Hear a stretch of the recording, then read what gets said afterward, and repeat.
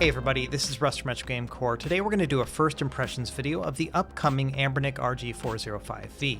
Now we've seen a lot of handhelds coming out over the past year or two with the exact same performance as this one. However, this does have a winning combination for certain demographics. Number one, it's a vertical handheld, which scratches a big nostalgic itch for a lot of people. In addition, it's quite a bit larger than their other offerings, making it more comfortable. And thanks to that bigger size, it can accommodate a larger battery. We're looking at 5500 mAh. And then finally, it features a 4-inch screen with a 4:3 aspect ratio and a 480p resolution. And this screen is going to be ideal for many of the classic retro systems that you'll want to play on this machine. And because it's using a chipset we've seen previously, we know exactly what kind of performance to expect. And that is, you'll be able to play up to GameCube and PS2 with some pretty decent performance. Now there's a lot we still don't know about this handheld, for example when it's going to release and what the price is going to be. And so this video is mostly just going to be focusing on my initial impressions when unboxing it and getting a feel for it. And then in about a week or so, once we have all the data, I'll do a full review and talk about whether or not I think it's going to be worth that money. And so without any further delay, let's go ahead and jump in.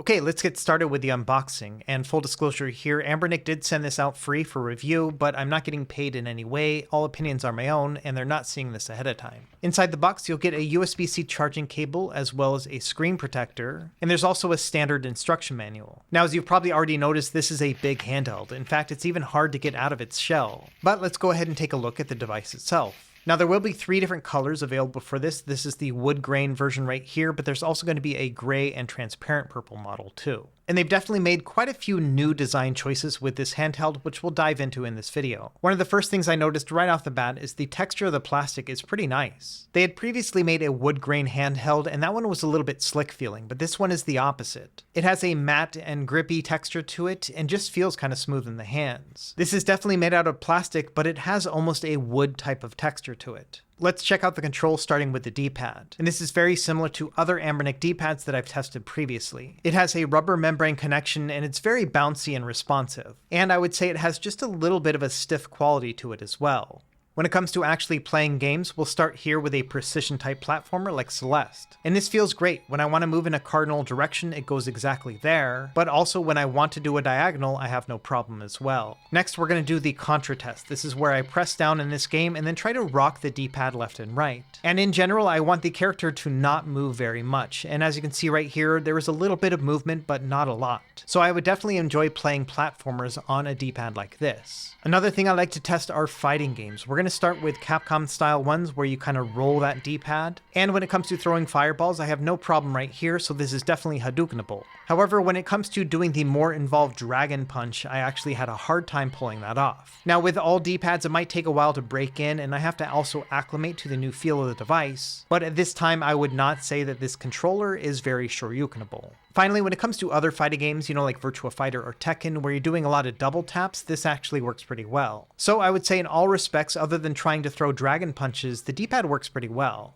I think the underlying issue when it comes to that rolling motion on the D-pad has to do with the fact that the D-pad seems a little bit more prominent from the shell than with other devices. So again, this is something that might just need to break in over time. Next, let's check out the analog sticks. These are magnetic Hall sensors, which means they won't develop drift over time. But other than that, they do look and feel a lot like the analog sticks on a Nintendo Switch Joy-Con. Another thing that's unique is that these are not recessed like a lot of the other analog sticks on Anbernic devices. So these do stick out quite a bit, about as much as it does on an actual Nintendo Switch Joy-Con or a Switch Lite. And when testing out the analog stick in a Gamepad Tester app, I did find that I could reach every single point that I wanted. There's still some cardinal snapping in the fact that you can see it's kind of developing a plus sign right here, so it definitely favors the up and down and left and right motions. But all the same, it's still pretty easy to reach the other quadrants as well. And it also feels like there's basically zero dead zone. As soon as I move the stick, you can see it register here on the screen. So I think in terms of accuracy and overall range of movement, this is pretty good. Next, we're going to test out the face buttons. These also have a rubber membrane connection, which gives them a classic and slightly mushy feel. But like with the D-pad, these also stick out quite a bit and are very bouncy and responsive.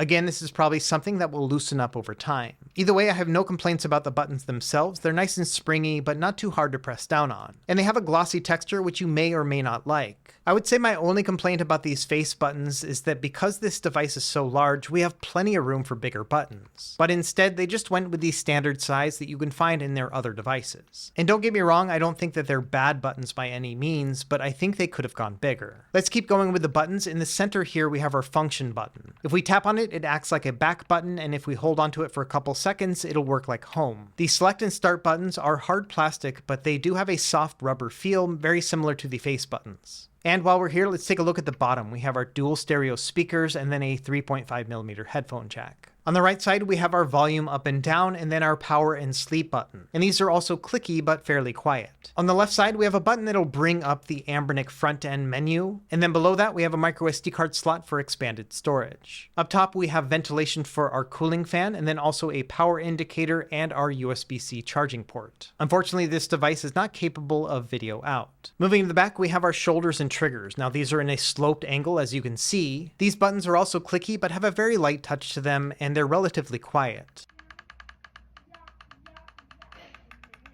And naturally, as you're playing games, you will likely rest your index fingers on top of both the shoulders and triggers. And this is pretty common for other devices that are shaped like this. But one thing I noticed in particular with the RG405V is that I often would press the shoulder buttons on accident. And I think it's because they're just a little bit too light to the touch. And here's an example right here. While I'm playing Ridge Racer, I accidentally pressed the L1 button and it changes the view mode. And unfortunately, it happened at a very inopportune time, and so I kind of missed my turn. And even though I've only had this device for about a day in my testing, I found this happening quite a lot. So I do think that is something that you'll probably have to be aware of if you do plan on picking this device up. Now let's talk about the ergonomics here on the back. As you can see in the design here, they have carved out these little rectangular grips. And it feels very utilitarian, almost like it was built within a high school wood shop. Now they do have these little crevices here on the bottom, and according to the Anbernic marketing materials, these are supposed to be for your pinkies. But I found when actually holding it, my hands are just a little bit too large to actually use them with those fingers. Instead, when I'm actually playing on it, my ring fingers start to move down, and so those end up being the ones that fit within that crevice. And it's kind of hard to explain how this feels in terms of comfort and ergonomics. It definitely feels more comfortable than just about any other vertical handheld that I've ever tried. But all the same, it doesn't feel quite right, like it's fitting correctly into my hands. And I don't think it's because I have large hands, because mine are basically about average or medium sized. Instead, I just think that a vertical handheld really can't accommodate a full grip. What ends up happening is that this feels somewhere between the size of a controller and then a regular vertical handheld. It's almost like somebody created a 3D printed grip and then permanently stuck it on the back of this device. When all is said and done, yes, I think this is probably one of the most ergonomic and comfortable vertical handhelds that you can find. The fact that they rounded out all of the corners definitely helps. However, at the same time, when it comes to overall comfort, I still think that a horizontally shaped handheld is going to be a better fit. But if you're looking for something specifically in a vertical form factor, then this one is going to be quite comfortable. Okay, now let's talk about size. First, I want to compare it against the original Wood Boy. This is the Anbernic RG405V. This one came out a couple years back. And this one was always a really chunky handheld, but as you can see right here, it pales in comparison to the new RG405M. And in a direct comparison between the two, I think that the 351V just feels a little bit more like a classic Game Boy, whereas the RG405V took a little bit of inspiration from the Game Boy, but then just kind of went off on their own tangent. And I think it's really going to be up to you whether or not you find this thing to be hideously ugly or pretty cool looking. And here's a size comparison against the other vertical Anbernic handhelds that have been released over the past couple years. And as you can see, yeah, the 405V is definitely larger than any of these. And on top of that larger size, I think that the rounded corners gives it a bit of a bloated look and feel. Now, in case you're not familiar with Anbernic devices, here's a comparison against some of the OG vertical handhelds. And I was surprised to find that this one is even bigger than the Game Boy DMG, which I've always felt to be a very large and chunky handheld. Now, the body of the DMG is definitely thicker, as you can see here, especially near the top where the DMG doesn't taper at all. But when it comes to overall width, I think it's a night and day difference between the two. Okay, let's do some other size comparisons against other handhelds that use this same chip. We're going to start with the Anbernic RG405M, and this one is probably the most similar between these two. This one has the same chip, same screen, and it looks to be the same buttons, D-pad, and analog sticks. However, as you can see here, this one is quite a bit smaller and much thinner as well. We'll do a more deep dive comparison between these two in my final review. For now, let's go ahead and move on and compare other sizes. So here is the Anbernic RG505. This one also has the same chip, but with a 5-inch OLED display. Along the same lines of chip and performance, here's the Retroid Pocket 3 Plus. This one obviously has a candy bar shaped design to it and a 4.7-inch wide screen. Next up we have the Retroid Pocket Flip. This one is essentially the same as the Retroid Pocket 3 Plus, but in a clamshell design. And then finally, here is the Powkiddy X28. Again, the same chip, but with a 5.5-inch 16:9 screen. So yes, long story short, this one is quite a big handheld even compared to some of these larger ones with larger screens. In terms of weight, we're looking at 285 grams or 10 ounces. And this is about the same weight as the Retroid Pocket Flip, but about 20 grams heavier than the Anbernic RG405M. So long story short, yes, this is a comically large handheld when compared to similar devices. In fact, I kept thinking to myself, this is almost like the Steam Deck of vertical handhelds. And I don't mean that it has like great performance or anything else like that, but just the fact that it's just a big chunky monster. What this means is that I don't think it's going to be a pocketable device. Maybe if you have some large cargo shorts, you might be able to cram them in. But if anything, I would say this is the type of device you're probably going to have to put in a bag. Now, Anbernic usually will send me a case with all their devices, and often I won't show them off just because they're usually kind of cheap and lousy. But I will say that for this device, they actually made a pretty high quality case. This is a hard shell case and feels very sturdy, and I also think the handle here is pretty convenient. Not only that, it perfectly fits the RG405V, it even has indentations inside to accommodate those grips. Now those prominent joysticks will catch on the strap, so you'll have to kind of work around that. But in all other respects, I think that if this is going to be a decent price on their website, it might be worth picking up if you are going to get one. Okay, before we turn it on, I want to do a quick teardown just to look inside. And it's pretty easy to disassemble, it just has 6 T6 Torx screws. And then from there, I found that the easiest way to open it up is to use a guitar pick to leverage within the SD card slot. And here's a look at the back shell and the shoulder and trigger mechanism. And as you press down on these buttons, it'll push forward a little bit to activate the micro switches. Looking inside the shell itself, the first thing I noticed is that the battery and the CPU are nowhere near each other, which is great. As a confirmation, you can see the battery is 5500 milliamp hours, and it seems to be nestled inside its own compartment. Now, if you wanted to tear this down further in order to access the buttons and the joysticks, you will have to take all this apart. So I think it's pretty easy to get inside the device, but actually tearing it down from here will be a little bit more involved. Regardless, it looks like a pretty clean design, so I think this is going to be fairly easy to work with. Next, let's do a quick sound test with those down-firing speakers.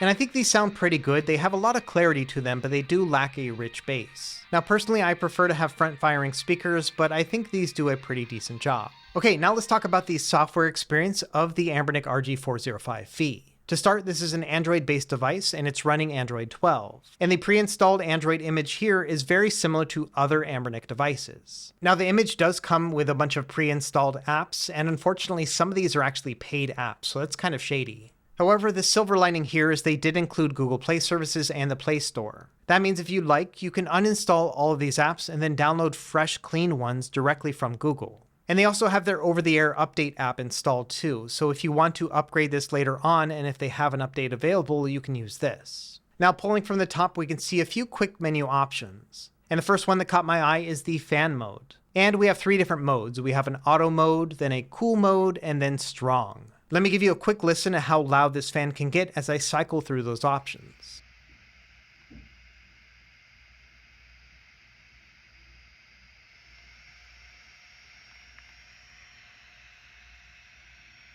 And I would say overall the noise level here is pretty quiet. Now according to Anbernic's marketing materials, this is supposed to unlock additional performance by cooling the processor. However, I was pretty skeptical about that claim because heat has never been a determining factor when it comes to performance in this chipset. And sure enough, when running a CPU-related benchmark like Geekbench 6, you can see in general that these scores here are pretty similar between these 3. Although the multi-core score was a little bit better than these 2, the single-core score was worse. So the way I see it, there's probably one of 2 reasons why a company would put a fan inside of a handheld. Number 1 would be to add a feature like they're claiming, which would be to cool down the overall environment and then increase performance. performance. But as you see from the benchmarks, the improvement here is negligible if at all. So the only other reason to add a fan would be to prevent a problem. And my guess here is because they had the CPU up top where it's thinner and by the display, maybe it was getting too hot. And so that would be my guess, is that they added this fan in order to cool off the top here, which was probably getting very hot in that smaller environment. And as a confirmation here, I ran the exact same test but with the fan completely off, and I got a very similar score. So yeah, I would say the fan is here not to improve performance, but to mitigate any sort of heat problem. Moving back to the quick menu, there's also a CPU high mode. I found that this had actually 0 performance increase between the two.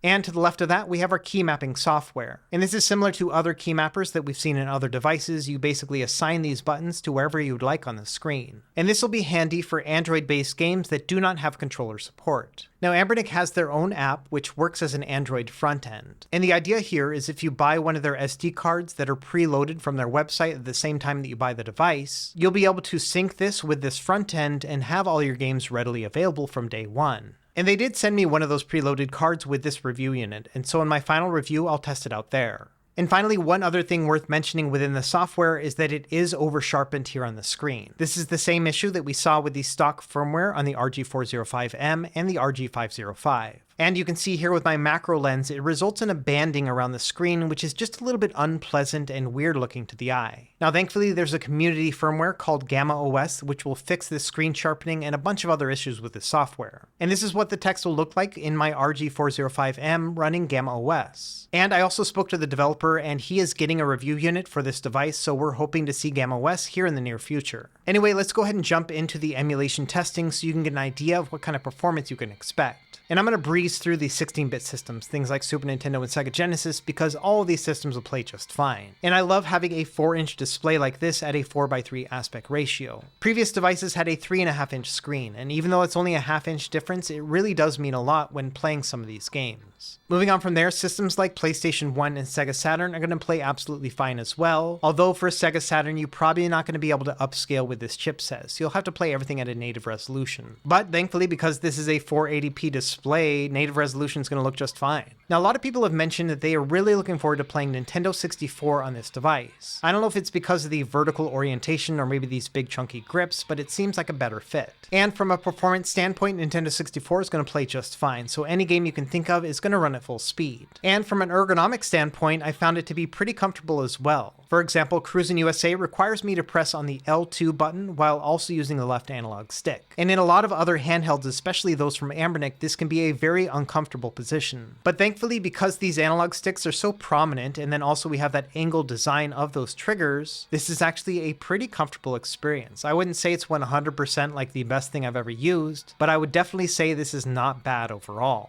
And it's definitely something I will test more in my final review. Moving on, let's try out Sega Dreamcast. This one's also running at a 480p native resolution, and same thing with Nintendo 64. Every single game is going to play at full speed here. Next, we have the Sony PSP. This one's a little bit unique because it has a native 16:9 aspect ratio, and as a result, you will get some letterboxing here at the top and the bottom. However, because this is a 4-inch display, I really don't mind it. I think this is still plenty big for a PSP gameplay machine. Now, the other system a lot of people have been asking about with the RG405V is Nintendo GameCube. And the performance here is pretty good. I would say just conservatively, maybe 2/3 of games are going to play at around full speed. You will have to do some workarounds. For example, I recommend using the PAL or European version of these games, because many of them will cap out at 50 frames per second, which is easier to reach than the standard 60. In addition, you'll probably have to switch back and forth between various emulators. Right now I'm using the official Dolphin one, but then there's also one called Dolphin MMJR, which can give you improved performance with certain games. So it's definitely not a perfect experience. You'll have to be choosy with which ROMs you can play and also have to swap between the emulators. But I think you might be surprised at how many GameCube games will play at a decent speed.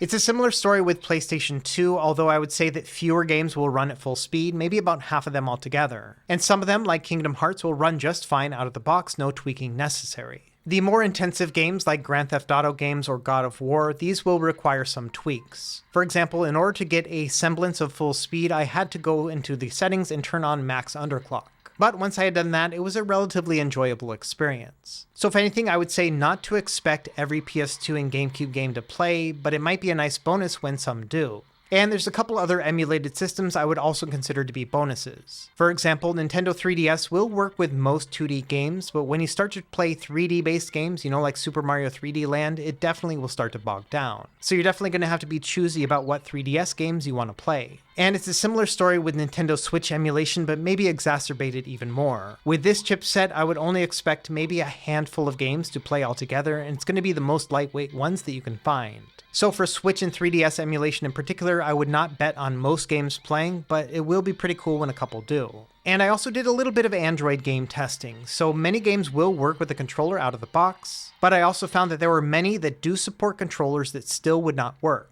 And this is likely a coding issue with the Anbernic firmware, because on Gamma OS, all these games will play just fine. And in these cases, this is where you would use that key mapping software I showed before. Now, another thing I like to test is game streaming for a couple different reasons. Number one, I like to test whether or not all the buttons work, and I was surprised to find that on this build, all of them did. On previous versions of the Anbernic firmware, the L2 and R2 buttons wouldn't work, which was basically game breaking for a lot of games. So I'm happy to report if you want to do game streaming on this device, it looks like every button is going to register correctly. And honestly, using a more modern twin stick setup like this was not half bad on this device. It's certainly not going to be as comfortable as a horizontally shaped handheld with stacked shoulder buttons, but as I was testing this game here, I found myself thinking that, I could actually play through this game like this. I definitely wouldn't want to play a competitive shooter, but all the same, if you're just trying to get through a game in a pinch, this might work. Okay, with all that testing out of the way, let's go ahead and start wrapping up some of my initial thoughts with the Anbernic RG405V. And I'm going to break this off into two chunks. We'll start with the things that are a little bit exciting about this device, and then we'll also talk about the things that make me nervous. To start, this is a very comfortable handheld. It's so big that it fits right in the hands. It almost feels like a controller. And I think the rounded design they're using here will form comfortably in your hands. Also, because we have the space for it, we have a bigger battery. And it's going to take me a while to test the battery, but I will say that for this entire video, I didn't have to charge this battery one time. So if I had to guess, I would expect an average of 8 to 10 hours of gameplay altogether. That's pretty phenomenal. Also, if you're looking to upgrade from an older device, you might get a nice performance boost here with the T618 chipset. This chip has been around in retro handhelds for a couple years at this point, and so the performance here is well measured. In addition, I really like the fact that we have a 4-inch screen. I hope this becomes a standard with 4x3 devices going forward. And finally, I'm pretty excited about incoming custom firmware options. If you saw my previous videos about Gamma OS, they basically transformed my experience with both the RG405M and the RG505.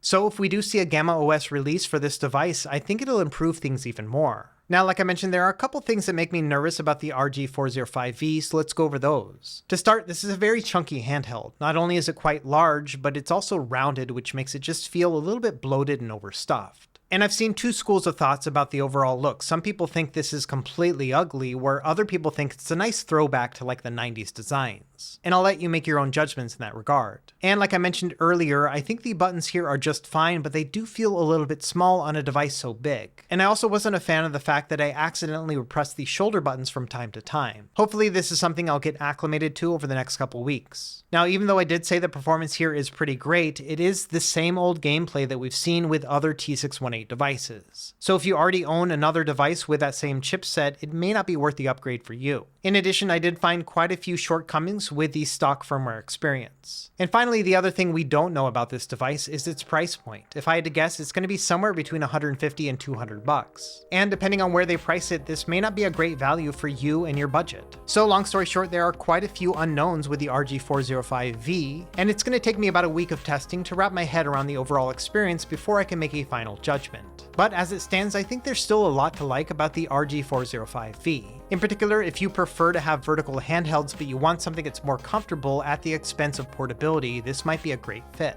And I gotta say, at least in my initial testing here, there is no deal breaker with this device at all. So let me know what you think about the 405V in the comments below. And also, if you don't mind, let me know what kind of games and other things you'd like me to test in my final review. As always, thank you for watching, and be sure to like and subscribe if you found this helpful, and we will see you next time. Happy gaming.